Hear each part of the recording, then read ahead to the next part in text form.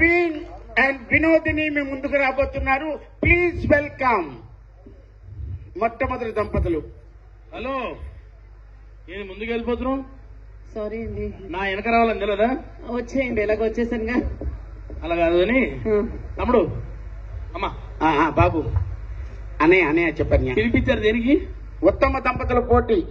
Okay, మీరు అలా కూర్చుంటే 4 ప్రశ్నలు వేస్తారు మేడం గారు. వినోదిని గారు చాలా సంతోషం. నాకు తెలుసు మీరు చాలా దూరం వెళ్ళాలి, భీమవరం తాడేరు వెళ్ళాలండి. తప్పకుండా పంపిస్తాను. మీ మొట్టమొదటి ప్రశ్న అడుక్కోనా? అడగండి అనండి. అడుగుమే. ఇందాకదే బాగుందండి. మీది లవ్ మ్యారేజా అరేంజ్డ్ మ్యారేజా? రెండుగా. మరి సహజీవనం అంటే డేటింగ్. ఏమే? ఓహో, డేటింగ్ బ్యాచ్ వచ్చిందండి. ఇప్పుడు అంతా అదే జరుగుతుంది. మీ రెండవ ప్రశ్న, మీకు పిల్లలు ఎంతమంది? ఒక 10 మందిని కానీ అట్లా వదిలేసిన జలినా ఊరురా. అదేంటి డేటింగ్ అంటే? సహజీవనం. ఏమే? ఈ మహానుభావుడు మాట్లాడితే డేటింగ్ సహజీవనం అంటాడు. ఆవిడేమో శ్మశానం నక్కలాగా అవు అవు అంటది. అమ్మా, ఇంతకీ ఏం చేసేవారు మీరు? ఏం చేసేవారు పనులు శ్మశానంలో? చిల్లర ఎరుకున్నాడు. అమ్మ బాబాయ్, చిల్లరా మీరు? నేను డబ్బు కొట్టండి. ఓహో, ఇంకొక ఉద్యోగం ఉంది, వస్తావా? ఏంటమ్మా? వాచ్మెన్ ఉందా? రిటైర్ అయిన తర్వాత వస్తానండి. మూడవ ప్రశ్న, భార్యాభర్తలు అన్యోన్యంగా ఉండాలంటే ఏం చెయ్యాలి? భార్యాభర్తలు. మరి మీరు? సహజీవనం అంటే డేటింగ్. ఏమే? దశకొద్ది దొరికాడు బిస్కొత్తులు మొగడంటే ఈడేనండి. 4వ ప్రశ్న, మీ ఇంట్లో మీ హవా నడుస్తుందా, వినోదిని గారి హవా నడుస్తుందా? పక్కింటి రావి వెంకటన్న హవా నడుస్తుంది. అదేంటి డేటింగ్ అంటే? సహజీవనం. ఏమే? ఇక మీరు జావు కప్పిస్తున్నా, చెప్పు తీసి పడతా. అది పద్ధతిగా పేట్ల మీద పెళ్లి చేసుకునే వాళ్ళని. మీలాగా డేటింగ్ బ్యాచ్లకి ఎవరు వెళ్ళావు? ఏమే? ఓ పని చేయండి, చెప్పండి. మీ డేటింగ్ తీసుకెళ్లి యూట్యూబ్ లో పెట్టండి. గొట్టంలో మంచి రేటింగ్ వస్తుంది. వెళ్ళండి. నీ బాడీ రేటింగ్ ఇప్పుడు పెళ్లి చేసుకోవాలి. దీన్ని చేసుకుంటే బాగుపడతావురా, లేకపోతే కోర్టుల చుట్టూ తిరగాలి. డివి సుబ్బారావు గారిని ఒక్కసారి కూర్చోవలసిందిగా కోరుతున్నాను. ప్లీజ్ అబ్బాయి గారు ప్లీజ్. ఇంకొక 2 జంటలు మాత్రమే పిలుస్తాను, ఎక్కువ జంటలు లేరండి. సరే చూద్దాం. ఇదంతా సీసీ కెమెరాలో రికార్డ్ అవుతుంది సార్. మరి జడ్జిమెంట్ ఎలా ఇస్తారో మనకు తెలియదు. నేను ఓన్లీ సంధానకర్తని, యాంకరింగ్ మాత్రమే. అబ్బాయి గారు ప్లీజ్, నా కోసం అబ్బాయి గారు ప్లీజ్. రెండవ జంట గురించి మీకు చెప్పాలి. క్లాప్స్ కొడితే చెప్పేస్తా. ఎందుకు కొట్టాలి? 80 సంవత్సరాలుగా అన్యోన్యంగా జీవిస్తున్నారండి ముసలమ్మ ముసలయ్య. ఇక్కడ ట్విస్ట్ ఏంటంటే ముసలమ్మకేమో బ్రహ్మచెవుడు, ముసలయ్యకేమో పుట్టి మూగా. మరి వాళ్ళు ఎలా ఉన్నా అదే మన భారతీయ వ్యవస్థ అని చెప్తారు. లెట్స్ వెల్కమ్ ముసలమ్మ ముసలయ్య. ఓరే నాయన, తాత సామాన్లు మొత్తం ఊగుతున్నాయండి. ఇది వచ్చేటప్పటికే కనుమ కూడా బాతే. తాతయ్య వద్దు అంటే ఊరంతా తిప్పుతా ఉంటాడు. ఇదిగో ముసలాడా, వీళ్ళందరూ ఎందుకు వచ్చారు ఇక్కడికి? ఓహో, అందుకొచ్చారా? మరి మనం ఎందుకు వచ్చాము ఇక్కడికి? ఓహో, అందుకొచ్చామా? మరి ఆ కరిమక పోడు ఎందుకు వచ్చాడు ఇక్కడికి? ఓహో, అర్థమైందిలే. సరే కూర్చోండి. ఏమంటున్నాడు? మూసుకొని కూర్చోమంటున్నాడా? కూర్చోకుండా నీతో చిందాడతాను అనుకున్నావా? ఏమడుగుతున్నావా రా తార డబ్బా మొక్క కూడా? మీదే వచ్చారు ఇక్కడికి. సామాన్లు నెమ్మదిగా పెట్టరా నాయన. ఊపాల్సిన వయసులో కానీ ఇప్పుడు ఊపుతున్నావు. సరే, మా అమ్మ దగ్గరికి వెళ్ళాలి కదా నువ్వు. మామ, మీ మొట్టమొదటి ప్రశ్న, మీది లవ్ మ్యారేజా అరేంజ్డ్ మ్యారేజా? నా శార్థమే. మీది ఇలా చూడు, మీది లవ్ మ్యారేజా అరేంజ్డ్ మ్యారేజా? నోట్లో కొనుక్కుంటావే రా, మైక్ ఇచ్చారుగా, గట్టిగా చెప్పి తగలడు. ఏమి సార్, డాక్టర్ కృష్ణ గారు నోట్లో కొనుక్కున్నానని ఇక్కడ మాట్లాడితే కంకిపాడికి వినబడుతుంది. మీది అంటున్నాడు. తాత నువ్వు తగులుకో.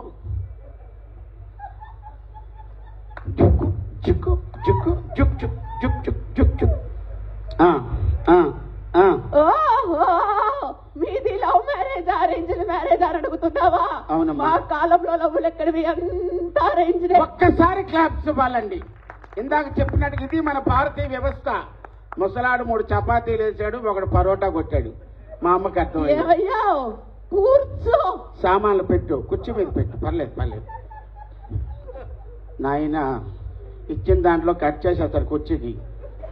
మేడం, అమ్మా, రెండవ ప్రశ్న, మీకు పిల్లలు ఎంతమంది? ఏమిటి వా, వా, వా పిల్లలే. వాయమ్మ వారు నాయన చూసినావా సుబ్బారావు, ఈ వయసులో వాడు నాతో పిల్లని కట్టాడంటే నీకే పోయి కాలంలో నీ చెట్టు గడ్డ బండగడ్డ పొందబెట్టి బొంద మీద పచ్చగడ్డమలో కట్టగడ్డ బండగడ్డ పొందబెట్ట నీ తాత నీ మొత్తం దెబ్బ కలినా బట్ట. అమ్మా నాకు ఆయిల్ అయిపోయి 6 సంవత్సరాలు అయింది, సామాన్లు ఏం పని చేయటం లేదు. తాత ఏమంటున్నాడు?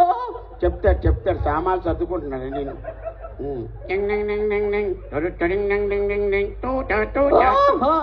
మీకెంత మంది పిల్లలని అడుగుతున్నావా? ఆ విషయంలో ముసలోడు గెట్టోడే 12 మంది. 12 మందా? ఒరే నాయన ఇదే పనా నీకు? ఇంట్లో కూర్చోవడం చల్దనం తినడం. ఏమయ్యా కూర్చో. మామ టైం అయిపోయింది చూడు. 3వ ప్రశ్న, భార్యాభర్తలు అన్యోన్యంగా ఉండాలంటే ఏం చెయ్యాలి? ఏమిటి? భార్యాభర్త అన్యోన్యంగా ఉండాలంటే ఏం చెయ్యాలి? నాతో కలిసి ఉంటావా? నీకే పోయి కాలంలో నీ చెట్టు గడ్డ బండగడ్డ పొందబెట్టి బొంద మీద పచ్చగడ్డి మలవని తారదెంబడి తారదెంబ బట్టన బట్ట పుట్టిన బట్టి కట్టకపోవడం.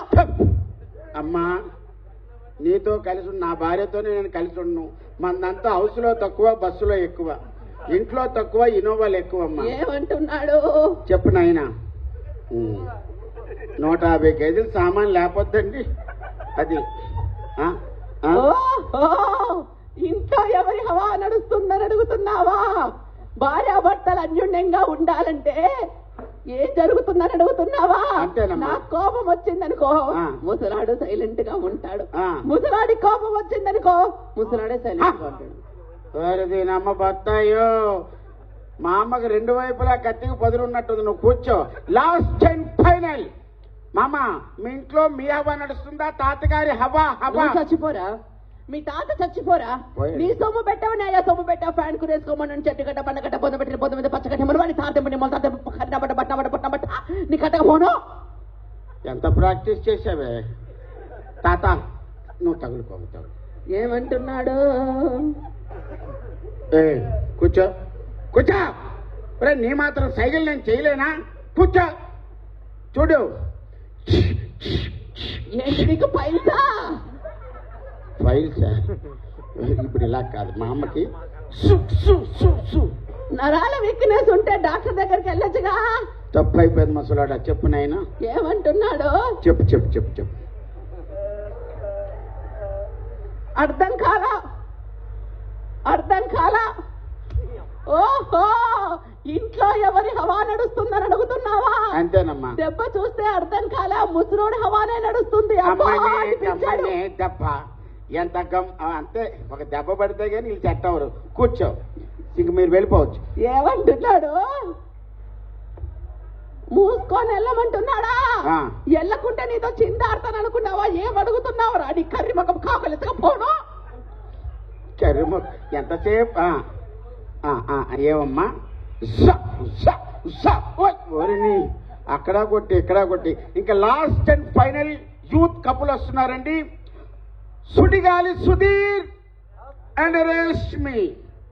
సురేష్, ఏ సుధీర్ నువ్వు వెళ్ళు. రష్మి నువ్వెళ్ళు. సుధీర్ నువ్వు వెళ్ళు. రష్మి నువ్వెళ్ళు. నేను వెళ్ళమంటాను కదా. వెళ్ళమంటున్నా.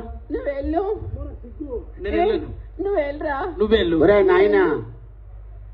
అమ్మా రష్మి గారు కూర్చోండి అమ్మా.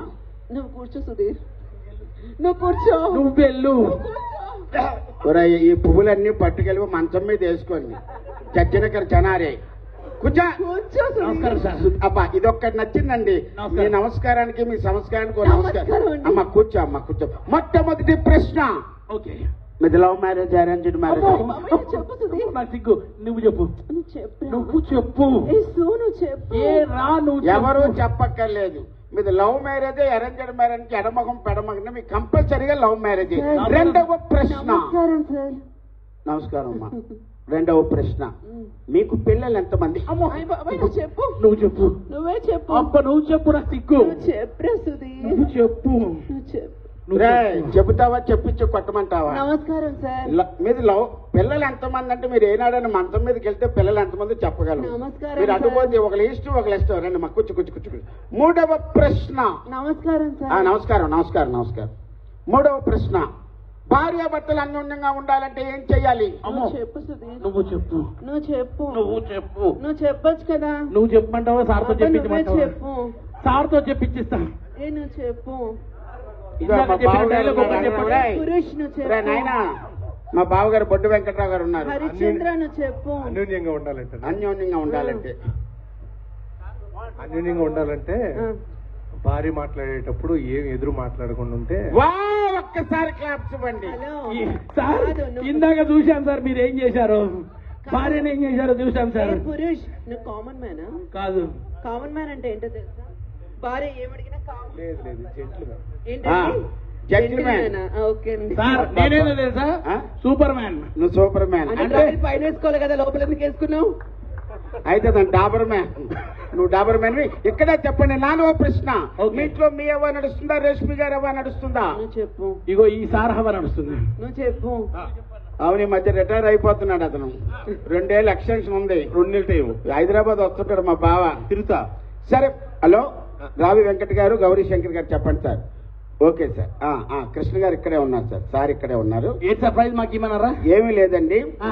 వచ్చే సంవత్సరం ఆ. మళ్ళీ సాంస్కృతిక కళావైభవం తెస్తారు, పెద్ద పెద్ద ఆర్టిస్టులు వస్తారు. ఆ. మీరు ఇక్కడ యనమల కుదురులో సచివాలయం ఉంది. ఓకే. మీరు వెళ్ళిపోతే మీకు వృద్ధాప్య పింఛన్ శాంక్షన్ అవుతుంది. వృత్త అమ్మ, మీరు ఒంటరి మహిళ, మీకు ఒంటరి మహిళ ఇస్తారు. సార్ ఈ సార్కి ఇప్పిస్తారు సార్. మీకేమి ఇప్పిస్తారండి? నాకు నిరుద్యోగ భృతి, బావగారికి ఏమో అమ్మ ఒడి. అమ్మఒడి. మరి ఆ. ఈయన గారికి? ఆ? ఈయనకి ఆయనకి సెలబ్రిటీ కదా. బాగారు నా కొత్త బడి అమ్మమ్మ ఒడి అమ్మమ్మ ఒడి. వెనక్కి వెళ్ళిపోతాను, మీరు ముందుకు రారా? సరే, anyway thank you so much. Thank you so much. మరొకసారి రసహృదయ ప్రేక్షకులకి రెస్పెక్టెడ్ మా నందుల రారాజు డాక్టర్ పిబిఎన్ కృష్ణ గారిని నేను వాట్సాప్ మాధ్యమాల్లో చూడడం తప్పించి ప్రత్యక్షంగా చూడలేదు. మీ గురించి విన్నాను. అలాగే అబ్బాయి గారు రాష్ట్ర వ్యాప్తంగానే కాకుండా ఈ రోజున ప్రపంచ వ్యాప్తంగా ఈ పాత్రకి ఎంతో గొప్ప పేరు ప్రఖ్యాతులు సంపాదించిన తాన్సేన్ దేవి సుబ్బారావు గారు వేటపాలెం అంటే ప్రపంచం అంతా తెలుసు. వారి మనవడు ఇంకా ఆ తాతగారి నట వారసత్వ సంపదను ఈరోజు చూశారు. నిజానికి ఇది ఓన్లీ ఉత్సవం లాంటిది, ఇక్కడ అంత అనక్కర్లేదు, ఎందుకంటే అలా అంటే సరిపోతుంది. కానీ ప్రొఫెషనలిజం, వృత్తిపరమైనటువంటి మన దగ్గర ఉన్నప్పుడు ఎంత ప్రాణమైన రేపు నాటకం ఉందని తెలిసినా గొంతుకుపోయినా పాడతారు. అలాగే అమ్మాయి రావి వెంకట గారు, శ్రీమతి గారు పిల్లలు ఉన్నారు. వాళ్ళ ఆయన గారు, వాళ్ళ తండ్రి గారు ఇక్కడ నటిస్తుంటే ఆయన ఏ బెరుకు లేకుండా నటించారు. ఇది వృత్తిలో ఉన్న గొప్పతనం. అలాగే ప్రభావతి గారు కూడా చక్కగా సహకరించారమ్మా. మీ ఆయన శ్రీరామచంద్రుడు, నో డౌట్ మోస్ట్ బీజియస్ట్ పర్సన్. చాలా సంతోషం. అన్న సార్ తోటి నేను శ్రీదేవి డ్రామా కంపించేసిన. ఆ రోజు ఉన్నాడు.